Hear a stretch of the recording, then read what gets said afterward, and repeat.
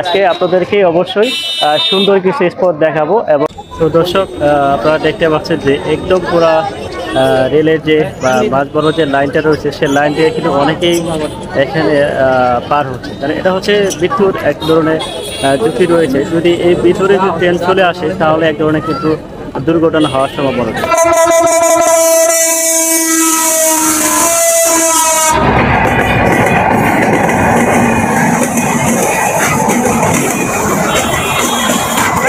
আসসালামু আলাইকুম দর্শক, এইভাবেই ট্রেন যাওয়ার পরে ট্রেনের দুধারেই একটা বিনোদন কেন্দ্র রয়েছে, সেটা হচ্ছে হায়দ্রাবাদ। এটা হচ্ছে একদম টঙ্গীবাসীর জন্য, যারা এখানে টঙ্গীতে রয়েছেন, যারা টঙ্গীতে বসবাস করেন, তারা এভাবেই এই হায়দ্রাবাদ এই বিনোদন কেন্দ্রটা উপভোগ করে থাকেন। যদিও এখানে যেহেতু ট্রেন চলাচল করে, ট্রেন চলাচল করার দুধারেই কিন্তু তারা এভাবেই বিনোদনগুলো করে থাকেন। বিভিন্ন ছুটির দিন এবং সরকারি যেসব বন্ধের দিনগুলো রয়েছে, সেসব বন্ধের দিনেও তারা কিন্তু এইখানে এই একটা বিনোদন কেন্দ্র হয়ে উঠেছে, যার কারণে হচ্ছে তারা এখানে সেই বিনোদনগুলো করে থাকে। অনেক সময় দেখা গেছে যে এখানে সাধারণত যে ট্রেন যাতায়াত করে, যদি এখানে যাদের খেয়াল যদি না থাকে, সেক্ষেত্রে কিন্তু বিভিন্ন মৃত্যু ঝুঁকি হওয়ার সম্ভাবনা থাকে। তারপরেও কিন্তু দর্শক, আপনারা দেখতে পাচ্ছেন যে এখানে কিন্তু তারা তাদের যে উৎসবমুখর পরিবেশে তারা বিনোদনগুলো করতেছে। তারা এখানে সেই বিনোদনমুখী উৎসব পরিবেশেই তারা এই সময়গুলো অতিবাহিত করছে। আজকে অসাধারণ একটি ভিডিও হতে যাচ্ছে, কারণ এখানে হচ্ছে যারা মূলত ছুটির দিন এবং হচ্ছে বিভিন্ন যে সরকারি বন্ধ দিন রয়েছে, সেই বন্ধ দিনে তারা এখানে তাদের প্রিয়জনদের নিয়ে এসে ঘুরে বেড়ায়। এবং খুবই সুন্দর একটি জায়গা। আমি যখন টঙ্গী শহরেতে আসি তখন সময় পেলে এখানে চলে আসি।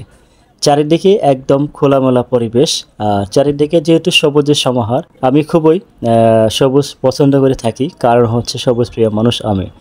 রেল লাইনের দুধারে যখন হাঁটি খুবই ভালো লাগে, কারণ এখানে হেলে দুলে হাঁটা যায়, পাশাপাশি এখানে যে বাতাসটা গায়ে লাগে খুবই বিশুদ্ধ একটা বাতাস। তো কার না মন চায় এরকম রেল লাইনের দুধারে হাঁটতে। তো যারা এরকম রেল লাইনের দুধারে হাঁটতে চান, তারা অবশ্যই এখানে চলে আসতে পারেন। তো এই জায়গাটা হচ্ছে টঙ্গীতে, টঙ্গী বনমালা একটু সামনেই এই জায়গাটার নাম দেওয়া হয়েছে হায়দ্রাবাদ। তো এই হায়দ্রাবাদ যখন নামটা আমি শুনি, তখন আমার কাছে মনে হয়েছিল এটা তো ইন্ডিয়াতে, কিন্তু আসলে এটা ইন্ডিয়া নয়, এটা হচ্ছে বাংলাদেশে হায়দ্রাবাদ। তো হায়দ্রাবাদ নাম বললে অনেকেই চিনে থাকে। একদম টঙ্গী থেকে ভিতরে বনমালা যে রুটটা রয়েছে, বনমালা থেকে আসলেই একটু সামনে দিকে এগেলেই দেখতে পারবেন যে হায়দ্রাবাদ। তো এখানে আসার পর আপনার অবশ্যই ভালো লাগবে। তো এটা হচ্ছে সাধারণত যে সকল ছুটি দিন রয়েছে, বিশেষ করে শুক্রবার শনিবার, এখানে দুধারে অনেক লোকে ঘুরতে আসে, তারা বিনোদন উপভোগ করে থাকে। এখানে একদম শহরকেন্দ্রিক একটি জায়গা, শহরকেন্দ্রিকের পাশেই রয়েছে শহরকেন্দ্রিক একটি জায়গা। তো একদম টঙ্গী শহর থেকে কাছাকাছি, শুধু টঙ্গী শহর নয়, এখানে একদম পুরো গাজীপুরের লোকজন সবাই এখানে মোটামুটি ঘুরতে আসে। তো আমার কাছে এসে কিন্তু খুবই ভালো লাগে। তো এই দুধারের পাশেই রয়েছে একদম ছোটো ছোটো আকারে অনেক দোকান রয়েছে।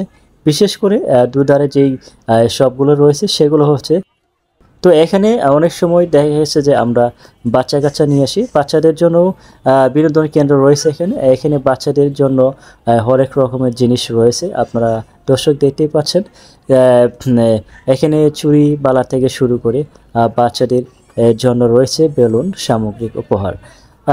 এখানে আপনারা দেখতে পাচ্ছেন যে দুধারে মানুষ এদিক সেদিক ঘোরাফেরা করতেছে, আর কেউ সেলফি নিয়ে ব্যস্ত। তো দর্শক, এখানে আরেকটি জিনিস আমি বলে রাখি, আমি এক সময় এসেছিলাম, তখন ছিল বর্ষাকাল। তো বর্ষাকালে আসার কারণে দেখা গেছে যে দুধারেই যেসব পানি রয়েছে, তো পানিগুলো দেখতে কিন্তু অসাধারণ লাগে।